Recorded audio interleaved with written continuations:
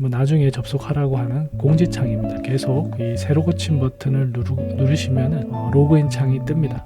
유도 질문하듯이 질문을 하시면 돼요. 답을 하던 중에 이제 멈출 경우가 많습니다. 새로운 질문을 하지 마시고요. continue 단어를 통해서 하던 답변을 계속 해라 이런 뜻입니다. 컨텐츠를 이제 만드는 사람들이 많이 직업을 잃을 수도 있지 않을까? 챗 GPT에 의존을 하다 보면 생각하려고 하지 않을 수도 있겠다 이런 생각이 들어요. 안녕하세요. 오후 5시입니다. 오픈 AI 챗 GPT를 소개하겠습니다. 챗 GPT를 어떻게 쓰는 거고, 그리고 쓸 때 어떤 점에 주의해야 되는지 경험을 토대로 말씀드리겠습니다. 우선 오픈 AI 챗 GPT 사이트에 접속을 하시면은 이렇게 화면이 보이게 되고요. 챗 GPT 이 버튼을 눌러 주십니다. 채팅창이 보이면 운이 좋은 거고요. 채팅창이 안 보일 수가 있습니다. 텍스트가 보일 때가 있는데, 그때는 지금 그 서버가 처리를 하는 부하가 걸렸기 때문에 나중에 접속하라고 하는 공지창입니다. 기다리지 마시고 계속 이 새로 고친 버튼을 누르시면은 로그인 창이 뜹니다. 그때 로그인 하시면 되고, 계정이 없으신 분들은 새로 계정을 만드시면 돼요. 구글 계정으로 접속을 하시면 됩니다. 자, 그래서 채팅창이 뜨게 되면 하단에 여기 커서 깜빡깜빡거리는데 여기에다가 질문을 넣으시면 이제 바로 답을 해줍니다. 한번 질문해 보겠습니다. 한글로도 질문하셔도 되고요. 영어로도 질문하셔도 됩니다. 한글로 하게 되면 시간이 걸립니다. 영어로 질문하시는 게 좋을 것 같아요. 영어로 입력을 해보겠습니다. 챗 GPT가 무엇인지 물어보겠습니다. What is Chat GPT? 라고 질문을 던집니다. 챗 GPT가 답변을 하고 있죠. GPT는 라지 랭귀지 모델이다. 오픈 AI에서 훈련이 됐다. 얘기합니다. 흥미로운 거는 물어보면 사람이 답변을 주는 것처럼 자연스러운 문장으로 답변을 줍니다. 지금처럼 What is Chat GPT?처럼 단순한 질문을 할 수도 있지만 점점 복잡한 질문을 할 수도 있어요. 지금 채팅을 하나 시작을 했기 때문에 왼쪽에 새로운 채팅 방이 하나 만들어졌고요. 밑으로 4개의 채팅 방이 있습니다. 제가 이전에 챗 GPT랑 이제 대화를 하던 방들이고요. 이 방들이 중요한 거는 제가 했던 질문들을 이 챗 GPT는 기억을 하고 있습니다. 새로운 질문을 하더라도 이전에 했던 질문에 기초해서 답을 줍니다. 이 밑에 부분에 이 4개의 단톡방처럼 방이 있다 생각하시면 됩니다. 채팅방을 잘 활용하셔야 돼요. 질문할 때마다 모든 질문을 집어넣을 수는 없지 않습니까? 유도 질문하듯이 질문을 하시면 돼요. 연속적으로 이제 물어볼 수가 있죠. 지금 생각은 What is the difference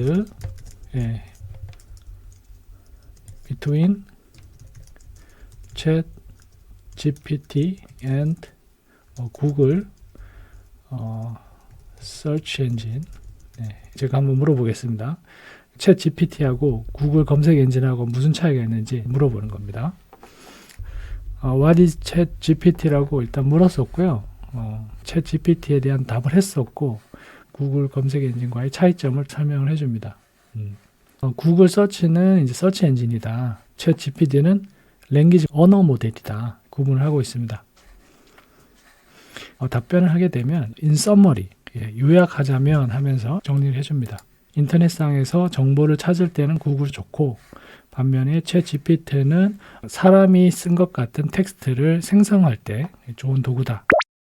유용한 부분은 글을 쓸 때만 유용한 것 같아요. 홈페이지를 만들거나 블로그에 글을 넣거나 유튜브 채널의 설명이라든가 유튜브 스크립트를 작성한다든가 활용이 될 수 있습니다. 예를 들면 write about description of Chat GPT episode for my 유튜브 채널 물어보겠습니다. 유튜브 채널에 챗 GPT 에피소드에 대한 설명을 써줘. 이렇게 답변을 합니다. Welcome to the latest episode 하면서 예, 바로 활용할 수 있을 정도로 답변을 줍니다. 한글로 만들고 싶으면 이거를 이제 카피를 하시고요. 이제 translate in Korean 하고 뒤에 걸 붙여넣기를 하면 한글로 번역도 해줍니다. 팝하고나 뭐 구글 그 번역기보다 훨씬 나은 결과물을 주는 것 같은데, 문제는 이게 좀 느리고 한 번에 번역할 수 있는 양이 제한이 있는 것 같습니다. 제가 추천하는 거는 여기에서 번역을 하지 마시고요. 예, 팝하고를 통해서 번역을 하시는 게 더 좋을 것 같습니다. 팝하고라고 하면 네이버에서 운영하는 이제 번역 엔진이죠. 더 빠르게 번역을 하실 수가 있습니다. 번역을 하고 있는데요. 시간이 걸리고 번역할 수 있는 양도 제한이 되어 있습니다.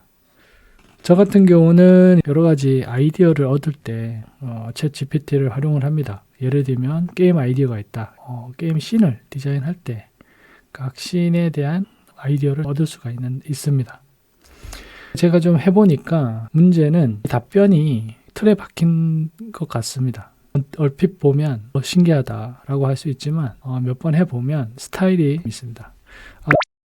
지금 아래에 보시면은 챗 GPT와 같은 언어 모델하고 번역이 끊겼습니다. 한 번에 번역할 수 있는 양이 제한되어 있는 것 같아요. 이런 경우는 다시 번역을 하려고 하지 마시고요. 여기에다가 이제 continue라고 넣으시면은 번역을 계속 해줍니다. 이 continue, 계속하다라는 뜻이지 않습니까? 잘 활용하시면 돼요.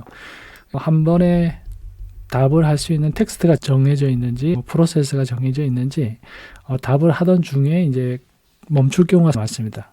질문을 하지 마시고요. 예, continue 단어를 통해서 하던 답변을 계속 해라 이런 뜻입니다. 답변을 하는 중에 더 이상 필요가 없다. 이러면 stop generating 버튼을 눌러주시면 됩니다. 지금은 때마침 다 끝났네요. 이제 번역을 이제 하게 되고요. 이 챗 GPT를 쓰면서 한 가지 걱정이 생겼습니다. 인공지능이 정말 좋아진다고 하면 사라질 직업들이 많을 것 같아요. 뭐 기획자라든가 컨텐츠를 이제 만드는 사람들이 많이 직업을 잃을 수도 있지 않을까 생각이 들었습니다. 그래서 제가 한번 물어보겠습니다. What is the future of human creator?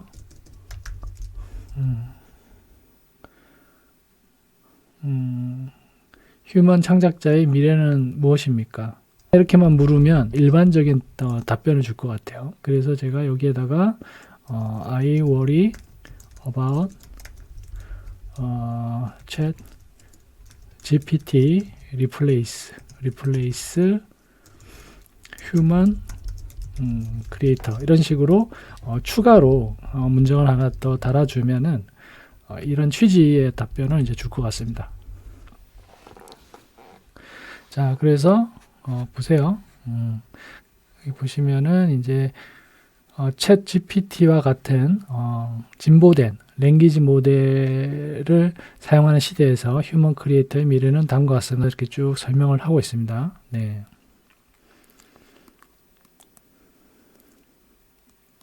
그리고 이제 여기 보면 휴먼 크리에이터를 대체할 목적이 아니다 얘기를 하고 있고요. 이걸 활용해서 더 좋은 컨텐츠를 만드는 것을 추구한다 이렇게 얘기를 하지만 제가 볼 때는 좀 무섭습니다. 이 챗 GPT가 인간 크리에이터들을 대체할 수도 있겠다 걱정이 듭니다. 비유를 하자면 차량 내비게이션이 생기면서 길찾기 기능이 떨어지지 않았습니까? 차량 내비게이션이 없으면 어디를 운전을 해서 지역을 찾는 게 어려운 것처럼 챗 GPT에 의존을 하다 보면 더 이상 생각하려고 하지 않을 수도 있겠다. 아이들의 경우에 좀 더 문제겠다 이런 생각이 듭니다. 학교에서 글짓기 과제를 한다든가 기획 과제를 했을 때 챗 GPT에다가 물어보면 리포트도 만들어주고 에세이도 써주고 논문도 써주고 코드도 짜주고 하다 보니까 아이들이 뭐 교육하는 데 있어서 문제가 되지 않을까 이런 생각도 좀 듭니다. 그래서 제가 한번 물어보겠습니다. I worry about the children.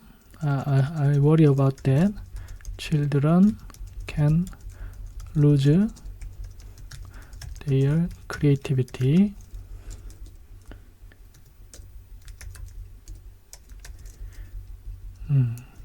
이렇게만 물어보면 챗GPT가 알아서 답을 줄 거예요. 왜냐하면 제가 사전에 뭐 이런 식으로 물어봤지 않습니까? 휴먼 크리에이터의 미래는 어떻게 하냐.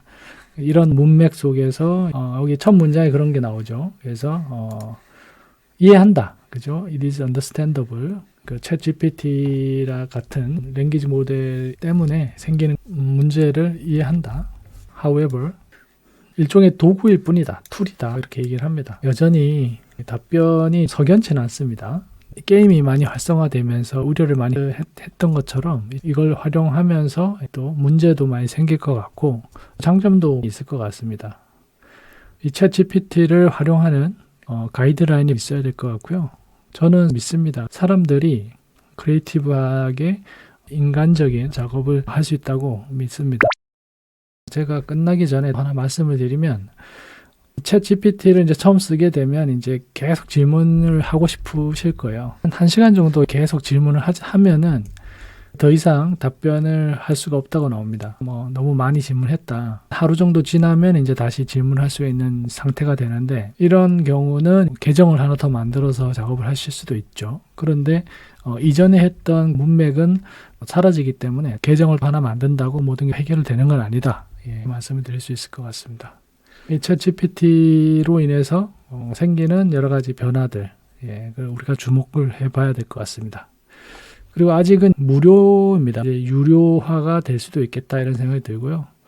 그리고 여기에 없는데 설문조사하는 항목이 있었습니다. 챗GPT가 유료화가 됐을 때 얼마를 지불할 생각이냐, 그리고 유료가 됐을 때도 꼭 이걸 쓸 거냐, 이런 거를 물어보는 설문조사가 있었어요. 챗GPT를 활용하셔가지고 좋은 작업들 하시기 바랍니다. 다음에는 실제로 챗GPT를 활용한 작업 과정을 소개하도록 하겠습니다. 구독과 좋아요 부탁드립니다.